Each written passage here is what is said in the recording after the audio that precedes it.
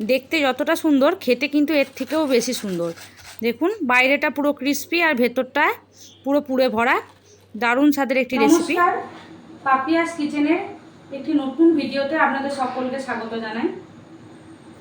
এখানে আমি নিয়েছি কয়েক কোয়া রসুন, 3-4টের মতো কাঁচা লঙ্কা, লাল ক্যাপসিকাম, সবুজ ক্যাপসিকাম, একটা গোটা পেঁয়াজ আর একটু টমেটো। আর এখানে নিয়েছি 2টো ডিম, আর সামান্য পরিমাণে আমার ঘরে পনির ছিল, সে পনিরটাও আমি এখানে লম্বা লম্বা করে কেটে দিয়ে দিয়েছি। দেখুন গ্যাসের মধ্যে একটা প্যান বসিয়ে ওতে তেল দিয়ে তেলটা গরম করে নিয়ে 2টো ডিমকে ভেঙে দিয়ে দিলাম, আর ওপর থেকে একটু নুন দিয়ে দিচ্ছি, আর কিছু কুচো করে রাখা পেঁয়াজকেও দিয়ে দিচ্ছি। তারপর খুন্তির সাহায্যে ভালোভাবে ঘেঁটে ডিমটাকে টুকরো টুকরো করে নেব। এটা যেইভাবে আমি দেখাচ্ছি খুন্তির সাহায্যে এইভাবে করে আমি নামিয়ে নিয়েছি। আবার প্যানের মধ্যে তেল গরম করে তার মধ্যে রসুন কুচি, পেঁয়াজ কুচি, ক্যাপসিকাম কুচি আর লঙ্কার কুচিগুলো ভালোভাবে দিয়ে একটু নেড়ে নিচ্ছি। আর ওপর থেকে দিয়ে দিচ্ছি পরিমাণ মতো নুন, সামান্য ধনে গুঁড়ো, জিরে গুঁড়ো। আবার একটু ভালো করে নেড়ে নিয়ে দিয়ে দিচ্ছি এখানে আমি ছোট একটা চামচের 2 চামচের মতো সয়া সস দিয়েছি, আর একটু ভিনিগার দিয়েছি। আপনারা যদি বড় চামচের দেন সেক্ষেত্রে 1 চামচ দিলেই হয়ে যাবে। আর 1 চামচের মতো টমেটো সস আর সামান্য রেড চিলি পাউডার। এভাবে মিশিয়ে নেওয়ার পর টুকরো করে রাখা পনিরটা আমার ঘরে অল্প পরিমাণেই ছিল, আমি সেটাকেও দিয়ে দিয়েছি। এখানে পনির ইউজ যদি না করতাম তাহলেও হতো। আর ভেজে রাখা ডিম আর টমেটো একসাথে দিয়ে ভালোভাবে মিশিয়ে নিচ্ছি। এই সব উপকরণগুলোকে একসাথে মিশিয়ে নিয়ে একটুক্ষণ ভেজে নিতে হবে, যাতে টমেটো, ক্যাপসিকাম আর পেঁয়াজটা একটু নরম হয়ে যায়, ক্রাঞ্চি ভাবটা যেন কেটে যায়। তবে এখানে একদম নেতা নেতা ভাব কিন্তু করলে চলবে না, একটু ক্রাঞ্চি ভাব থাকলেই হবে। এই যে এইভাবে আমি পুরো জলটা শুকিয়ে নিচ্ছি। এখান থেকে যে জল বেরিয়েছিল সেই জলটা পুরো শুকিয়ে সসটা পুরো গায়ে মাখা মাখা করে নিয়ে নামিয়ে নিয়েছি। এখানে আমি একটা বড় মিক্সিং বোল নিয়ে নিয়েছি, আর মিক্সিং বোলের মধ্যে এখানে আমি অর্ধেক কাপ, মেজারমেন্ট কাপের অর্ধেক কাপ ময়দা আর অর্ধেক কাপ কর্নফ্লাওয়ার দিয়ে নিয়েছি। আর অর্ধেকের থেকে কিছুটা কম দুধ দিয়ে পুরো মিশ্রণটা তৈরি করে নিয়েছি। এখানে কিন্তু আমি অল্প করেই মিশ্রণটা তৈরি করেছি।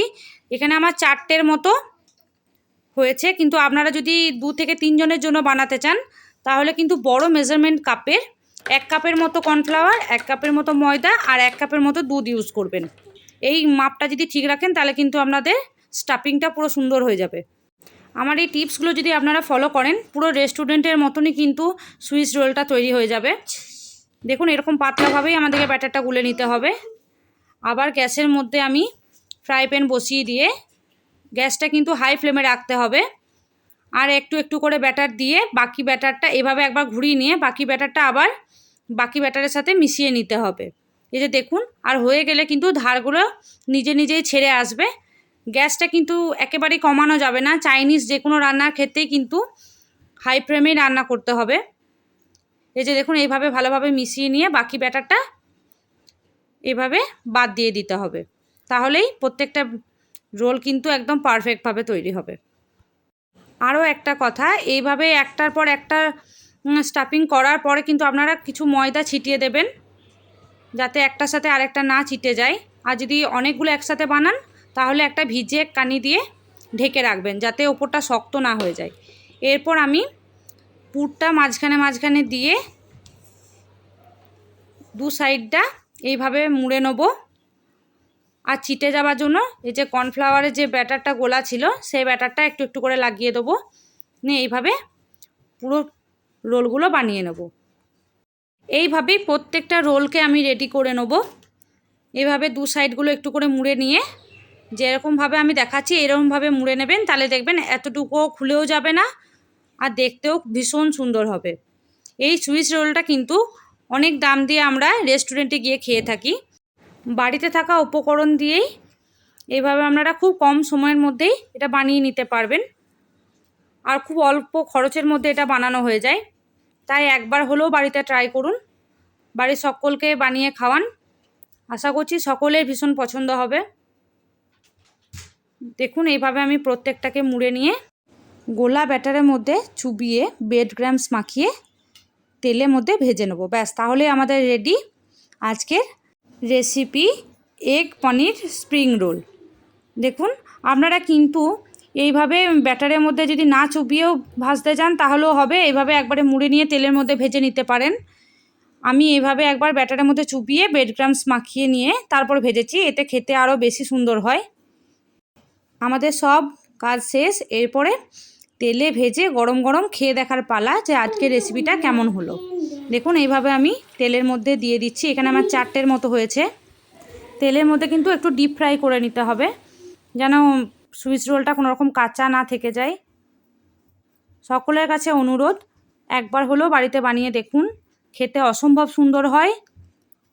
সবাই খেয়ে পুরো ফ্যান হয়ে যাবে, দারুণ টেস্টি এই খাবার।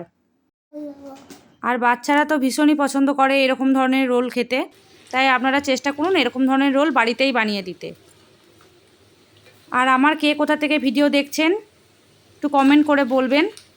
আর আপনারা থেকে বারবারই বলি, প্লিজ একটা লাইক করে দেবেন আর একটা শেয়ার করে দেবেন। দেখুন ভিতরে কতটা পুর ঢুকেছে, দেখেই বোঝা যাচ্ছে যে খেতে দারুণ হয়েছে। আর ওপরটা পুরো ক্রিস্পি হয়েছিল আর ভিতরটা পুরো নরম আর জুসি। সকলকে ধন্যবাদ এতক্ষণ ধরে দেখার জন্য।